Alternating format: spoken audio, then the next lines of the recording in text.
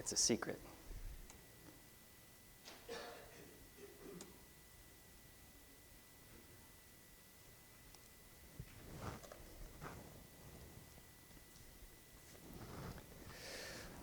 As Gary said, there's no way I'm going to make it through all of my material, so I'm not even going to try.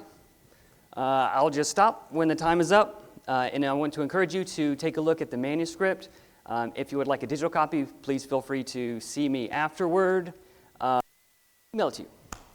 So I wanted to start off this morning, it is still morning technically, with a parable. I'm a very visual person. I like to use my imagination. So let's imagine that it is the year 3000. It is the year 3000, and archaeologists are digging in a newly discovered ancient community that they learned was called Winter Park. Okay. They excavate large swaths of flat places, and they learn that these were called roads. And there were these rolling vehicles with wheels that would travel on them, back before cars could fly, of course. Entire buildings were made out of this substance called wood. Apparently, the large stems of plants that was sturdy enough to build an edifice out of, but also delicate enough to make sheets of paper as thin as a human hair. Can you imagine being those archaeologists?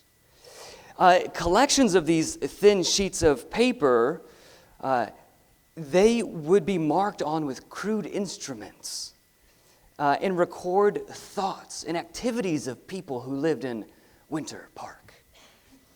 One journal we found, and it was particularly interesting. An elderly woman wrote this, and I would like to share with you an excerpt from this journal. I spent the day weeding the garden. Even though no matter how hard I try, they keep coming back. I give up. At least I can get rid of some of these rocks.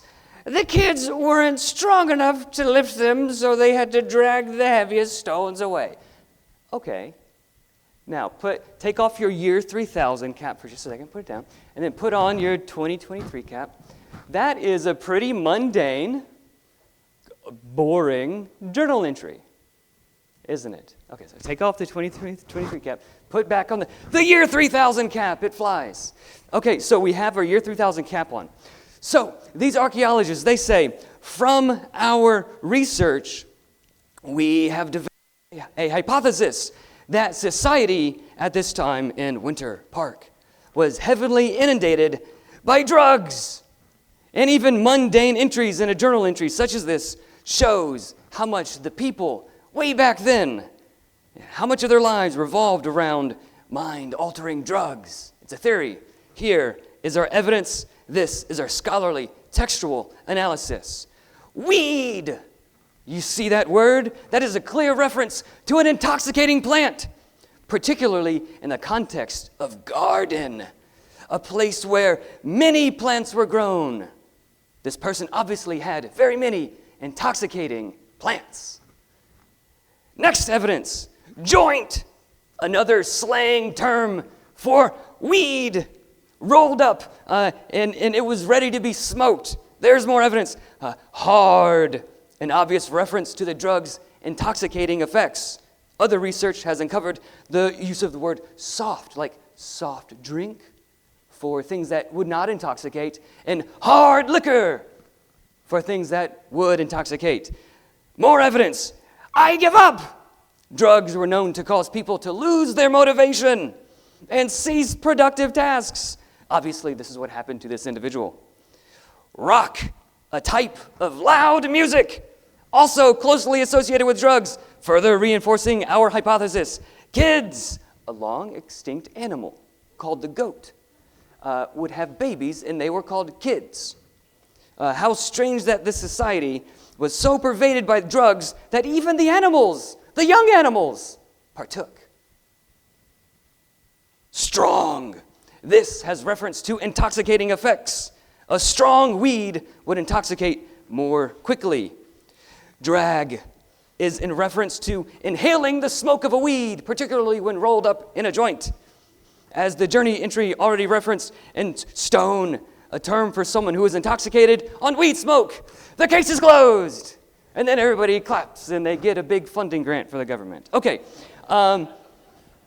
How embarrassing. Okay, take off the flying year 3000 cap and put on, your normal hat. How embarrassing for these archaeologists to get so much wrong, right? And not just get it wrong, like, oh, we think this, we're not really sure, but they got it so confidently wrong. How embarrassing for them. How embarrassing would it be for us if we did the exact same thing? Is that even possible? Jesus came again to Cana of Galilee, where he had made the water wine. Aha! Jesus drank wine, so I can drink wine. It is possible. Brethren, we need to be careful because it can happen to us. What does Paul say? Once I was stoned. What if in 100 years people forget that that meant an execution by having rocks thrown at someone? And they understand it to mean, as is the more popular definition today, if someone is stoned today, that means they were intoxicated. Right. What about when James says, have respect to him that weareth the gay clothing? It can happen to us. This is a common linguistic phenomenon called semantic shift. If you look at basically any page of any dictionary, you'll find lots of words and lots of definitions, and at the end of many definitions, it'll say ARC or ARCH for archaic, or this is the way this word used to be used and no longer is. And if you go to gay, you'll see it used to mean happy, but now it means this. So, change meaning over time. Here's a list of various words. Prevent used to mean precede, to come before, but now it means to oppose. Gay also used to mean happy, but now it's a homosexual male. Awful used to mean awe-inspiring, something that was full of awe, but now it's really bad. Egregious used to mean remarkably good. What an egregious dinner my wife cooked. You don't know if it's good or bad, right? A villain. It used to just be someone from a village, a villager, a villain. But now it is a bad person. And same with the word wine. It used to mean, and if you're wondering what was in here, it is a bag full of wine. It used to mean this. In this bag, I've got two different kinds of wine. We've got some white wine and some red wine. In the Bible, the word for wine is used in reference to grapes that are yet on the vine. There's still some twigs on these, so it counts, I guess. So there's some wine. I brought, if my wife packed me that for lunch, I'd say, oh, she packed me a bag of wine for lunch. People would look at me like I was stupid. Here's some more white wine, vinegar. Okay, they used to call this wine. How about this? This isn't exactly it, but this is the closest we had in our pantry. Grape jelly. So they would take this stuff and boil it down until it got thick, and they would say, there's some wine. The same thing has happened with the word wine. Today, it almost exclusively means, let me move this, I'm not so tall.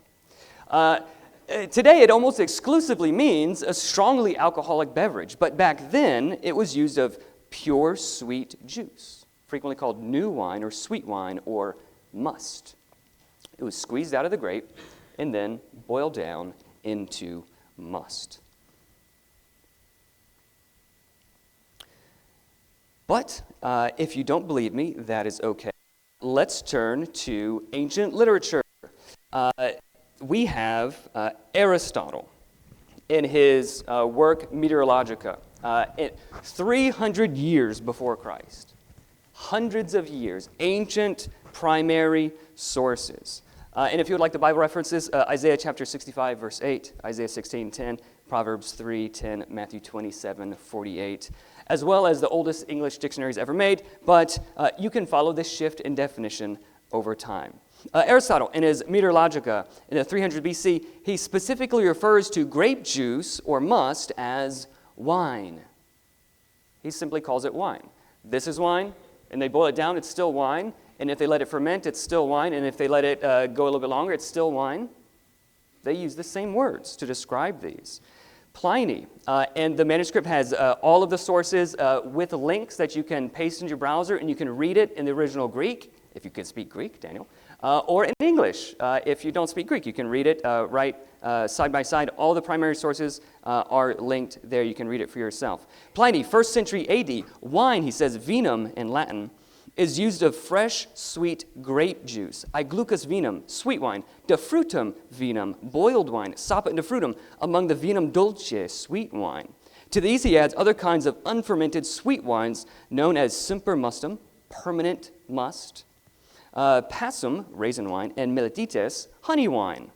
All the way through to more recent history in the 1600s and 1700s, there's this book called the Theatrum Botanicum from the 1600s. Wow.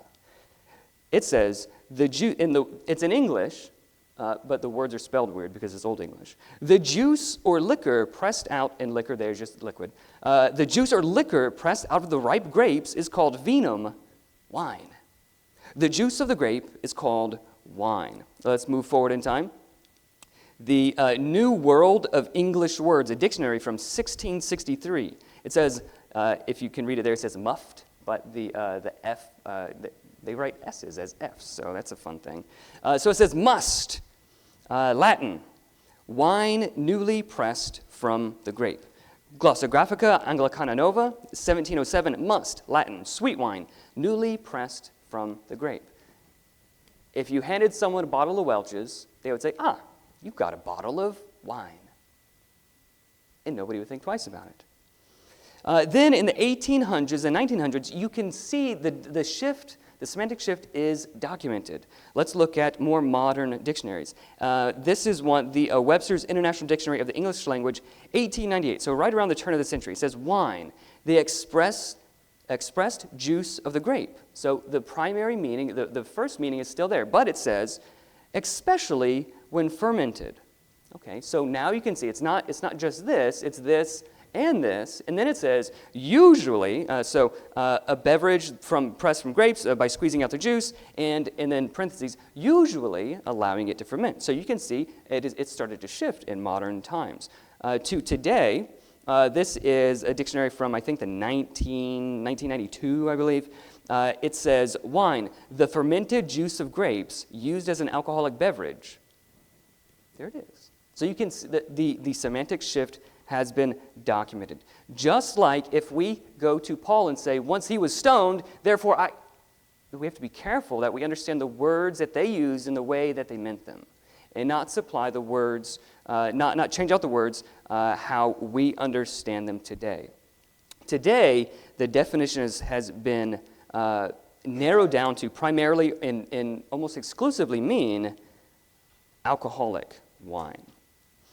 Here's an objection, but they had no refrigerators to keep the juice fresh. This can stay fresh for years and years and years because we pasteurize it and we seal it in these airtight containers, right? They didn't have it back then, and everybody knows that if you just leave grape juice out, it'll turn to wine. Well, in order to answer this objection, we need to do a quick study about how wine is made. Here's some feet. They would put grapes in a big thing, and they would squish it with their feet. Sounds yucky, but whatever. The juice would flow out into this pot, and that is how they made their grape juice. So what happens is the grape juice is mostly water and fructose and glucose, sugar. And there's a few other things also. But what would happen is there is yeast that floats around in the air, fungus, small particles of fungus, or that would live on the skin of the grapes. And this yeast would be mixed around in with this just naturally. And that the yeast will metabolize or eat the sugar.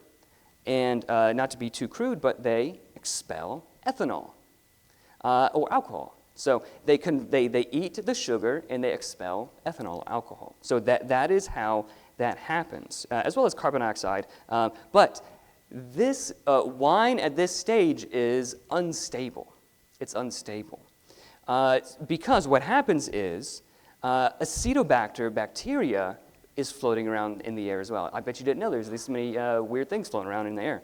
Acetobacter bacteria, and if you speak Spanish, you might say, oh, acete. That is what Acetobacter bacteria will eat the ethanol, the alcohol, and they will turn it into vinegar.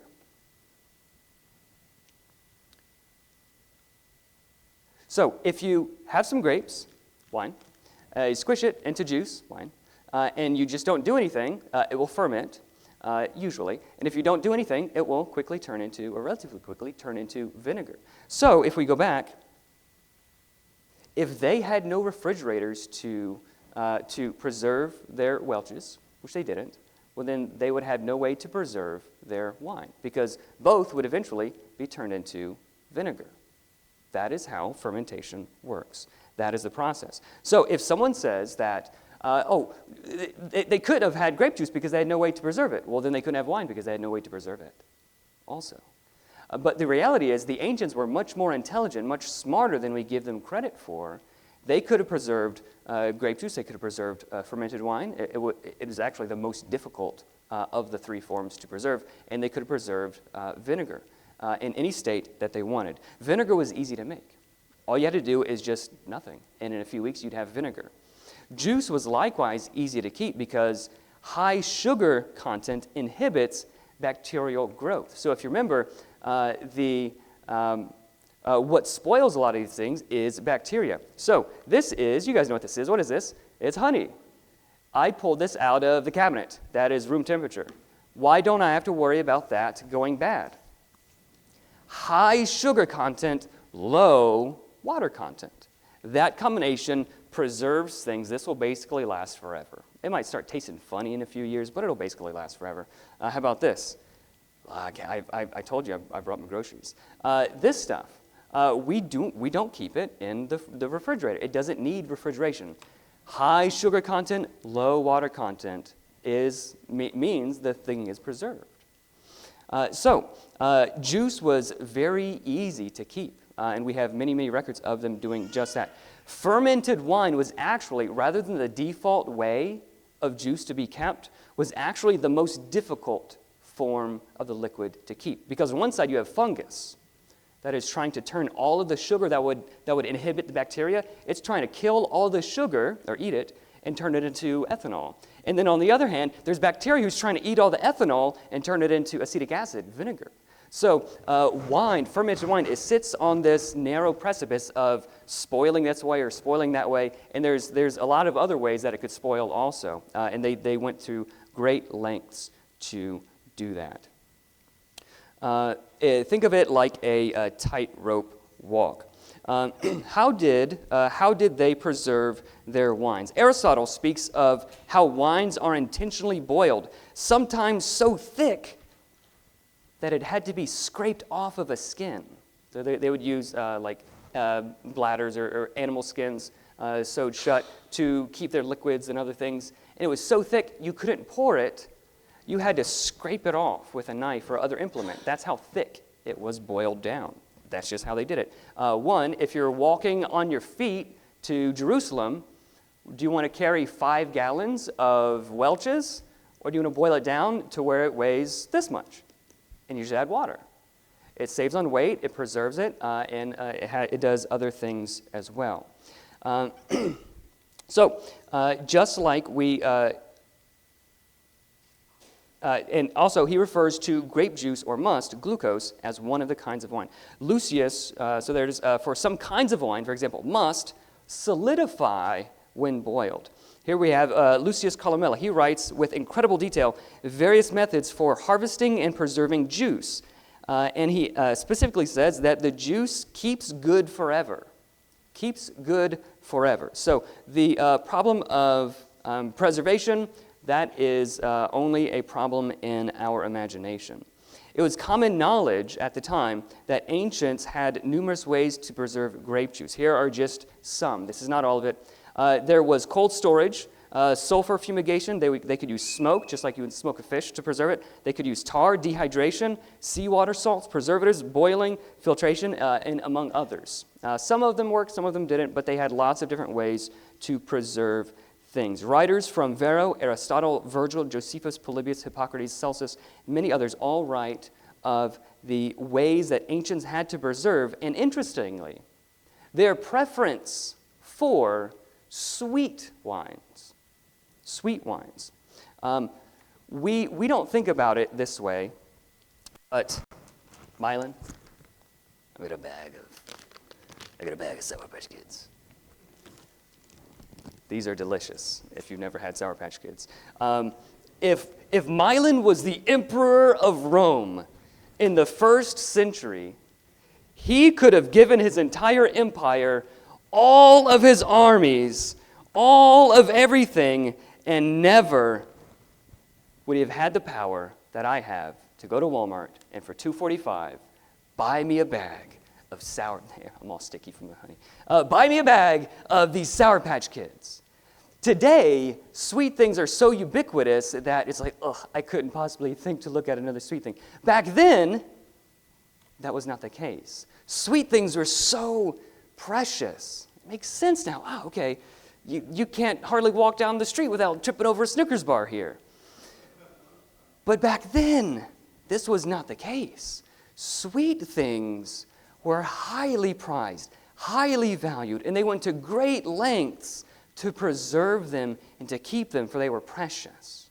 And when the fungus eats all the sugar and spits out this bitter, mind-altering drug, they knew that would happen. They didn't know the process, but they knew that would happen, and they would say, it inflames the mind, it inflames the passion. Those are the ones you need to stay away from. Ancient writers, they say, we prefer these sweet wines that are well preserved. They're better for the body, they're better for the physique. All the references are in the manuscript. And they say, watch out.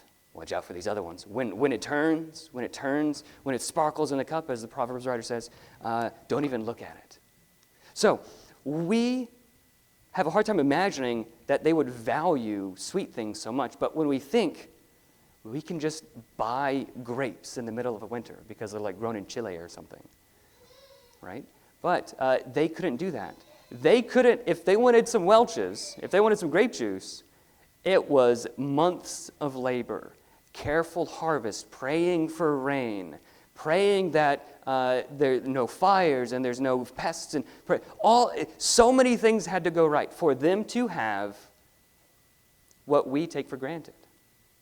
So, let's continue. What does the New Testament? So, the argument that they had no way to preserve fresh juice is historically ignorant anachronism. It's sort of like some of our kids, they'll say, Mommy, did they have TV back when you were a kid? Or they had color they had color photographs back in the 1900s? Yeah, they did. So children don't know because they have a limited time span. And even we as adults, we don't know things that were normal hundreds of years ago because that was before our time. So we have to look to these ancient authors to see what the reality of the situation was. What does the New Testament say about drinking? Now, the Bible very plainly says that drunkenness is wrong. Galatians chapter 5, of course, we know that being drunk is equated with idolatry and murder and all sorts of other bad things. Okay. 1 Corinthians chapter 6, drunkards cannot inherit the kingdom of heaven. we go on. There's lots of verses. God obviously views drunkenness as a sin. So one that can keep us out of heaven. So that said, people are drinking wine all over the place in the Bible. So moderate drinking must be just fine as long as you're responsible and don't get drunk, right? In Ephesians chapter 5, well, the short answer is no, that's not the case. That's not the case because in Ephesians chapter 5 and verse 18, Paul identifies drunkenness not as an end, but as a process. How so? The word drunk here is an inceptive verb or encodative verb in the Greek. An inceptive verb is a special kind of verb that shows a process of beginning or becoming. This is an inceptive, so where he says, do not be drunk with wine, that is an inceptive verb, and it talks about a process of beginning or becoming. We don't often think of inceptive verbs, but a good example is thaw. Imagine you have chicken in the freezer. That chicken is not thawed. When does the chicken begin the process of thawing out? Because thawing is a process, right? It begins and then it continues from there. It has not begun to thaw out. When does it begin that process? When the meat is taken out of the freezer, it begins the process of thawing. That makes sense. That is an inceptive verb there. So the thawing doesn't begin at some late stage, 3 hours after we take the chicken out of the freezer. That's not when the thawing begins. It is more thawed, but it doesn't begin after the 3rd hour. Likewise, drinking.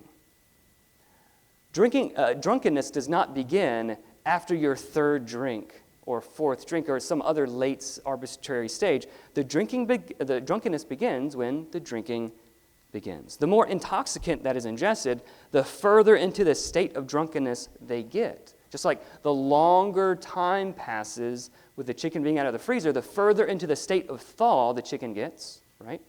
The drunkenness doesn't begin at some late stage of drinking. Drunkenness begins when the first drink is taken and continues from there. So people today define drunkenness as a late stage of intoxication, but Paul defines drunkenness as a process of becoming intoxicated. The existence of drunkenness or intoxication is not determined by the amount one drinks. So the existence of drunkenness is not determined by the amount one drinks. The degree of drunkenness is. So what do people do with that information? What do people do? We will soften the language, just as some of the other speakers said already. We try to soften the language. I'm not an adulterer. I just had a fling. I don't lie. I tell fibs. Or I'm sparing her feelings.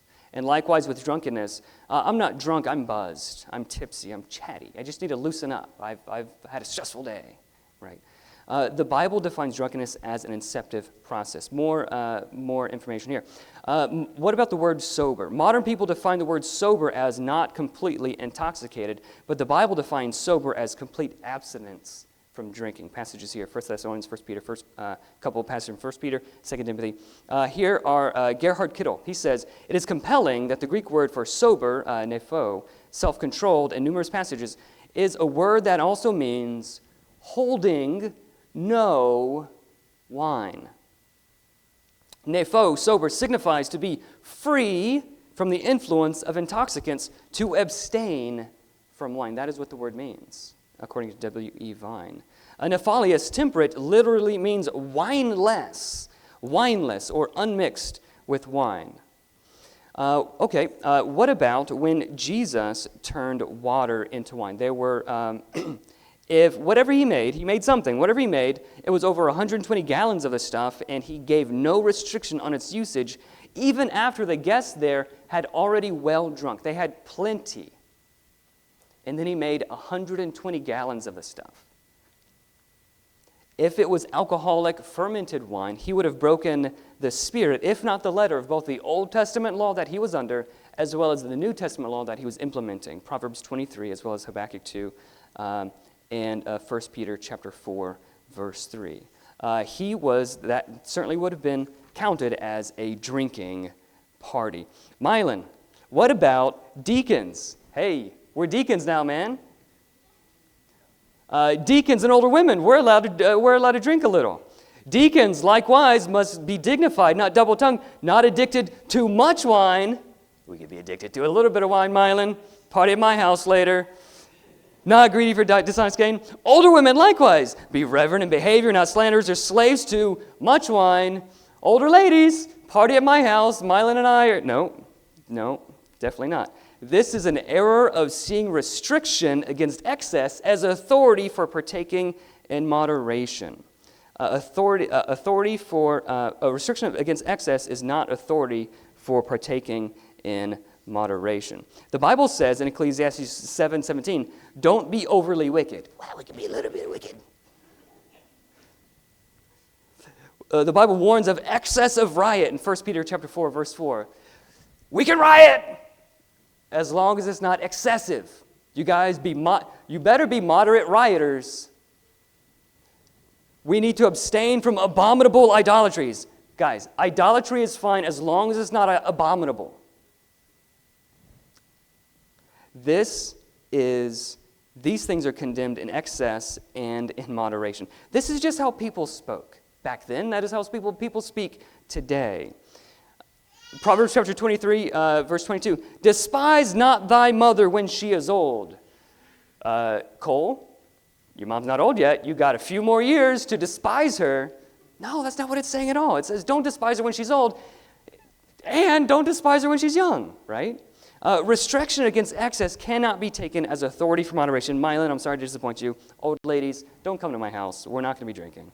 What about this one? This one is great. Deuteronomy chapter 14, verse 26.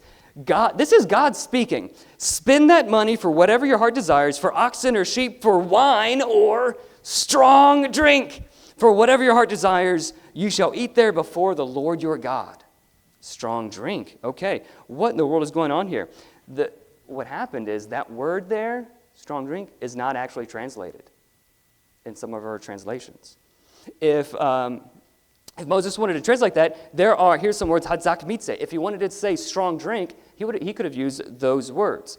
But the word is actually in Hebrew, shakar. In the OED, Oxford English Dictionary, traces the etymology of that to sakara in the Greek, cidre from the Old French, to cider in English. And even English translations of our own Bible render it this way, ancient English translations. This is the Wycliffe Bible, very old. You can hardly even read it. It says, give ye cider to him that mourns. Cider. And then Judges 13, therefore thou whore, lest thou drink wine and cider. Cider. That is how these words are translated. Shakar could accurately be translated. If it were to be translated, it could be accurately translated as sweet drink. Shakar is where we get our word sugar from the Middle French and English, sucre, sukar in Arabic, shakar in Persian, and sharkara in Sanskrit. That is the etymology of the word. Every fermented drink must have started out as an anodyne, sweet beverage before fermentation could have started. It had to be sweet before any fermentation could have taken place. It could become fermented, but to assume that it always or exclusively meant that is literally incorrect. I will say that Welch's is too strong. We will cut it by half sometimes because it's too sweet. It's too strong. Some of my friends, when they make their red Kool-Aid, they put too much sugar in it. It's too strong. We use that still to this day in English. So to assume that this in ancient times meant that, the strong meant alcohol, it had to mean that. There's no other possibility. No, we use the word cider and hard cider to distinguish between these two different concepts. The New King James renders the word shakar as similar drink. Whatever wine was, wine could be fresh juice or fermented or vinegar or some of these other things. Likewise, and from grapes, shakar could be all of those things from other fruits, dates or other things that they would have, or grains. How about this? Proverbs chapter 31. Give strong drink unto him that is ready to perish, and wine, there it is, strong drink and wine, unto those that be heavy of heart. Let him drink and forget his poverty and remember his misery no more. Certainly this is talking about, you look, and you forget, right? What about the verse right before that? It is not for kings, we'll do it in a second, but let's just look at the context. It is not for kings, O Lemuel, it is not for kings to drink wine or for rulers to take strong drink, lest they drink and forget what has been decreed and pervert the rights of all the afflicted. What are Christians called? kings, priests. That's just free. But let's address the verse. This passage is not talking about drinking your sorrows away. This passage, we learn from rabbinical commentary, sapphira.org, is talking about mercy for someone who's condemned. Do you remember what happened to Jesus before he was crucified? They offered him strong drink, and he would not take. He would not take. Sapphira, it says, the court gives one who is it's so small, I'm getting old. The court gives one who is being led out to be killed a grain, a karet, of frankincense, and a cup of wine in order to confuse his mind. This is commentary on this passage in Proverbs. And thereby minimize his suffering from the fear of his impending death. As it is stated, and then it quotes that passage from Proverbs. It says, this drink should be taken from the community as it is written. The first word there, give wine. So this isn't someone who is self-administering this drug for recreational purposes. This is someone else administering this as a mercy before they are put to death. With our last minute here, didn't Paul tell Timothy to drink wine? We did. But did he mean Welch's or did he mean fermented wine? We've already looked at that their preference was for sweet wines and that they had access to this. They certainly could have done that. Frequently, the argument is, well, in Ephesus they had dirty water and they had to stick alcohol in the water to sanitize it. We've got the little machines that squirt out alcohol into your hands and you clean your hands. Alcohol cleans things. But did you know that alcohol, if it's diluted below 50%, it does basically nothing in terms of killing germs. It has to be 60% or higher in order to do anything. This paper says the intervention, when alcohol is diluted below 50%, the intervention was equivalent to doing nothing as far as its germicidal impact. They couldn't even get alcohol fortified into the double digits, above 10 or 20%. There's no way that is what Paul meant. Alcohol doesn't even kill all germs, norovirus, Clostridium difficile, Cryptosporidium, things that would cause stomach ailments like diarrhea. And today, diarrhea is just sort of like an embarrassing, inconvenience. Back then, it could be a death sentence. So just like brown rice is used to treat diseases like beriberi, a vitamin, I think it's B1 deficiency, and then oranges are used to treat scurvy, back to the Pirates kit. Oranges were used to treat scurvy, a vitamin D deficiency.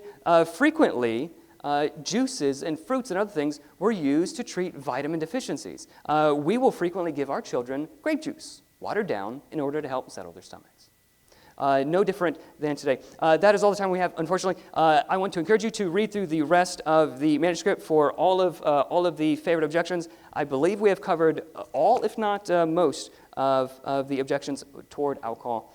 If you have any questions, I encourage you to read through the manuscript, check the sources, and please feel free to chat with me afterward. Thank you so much, everybody.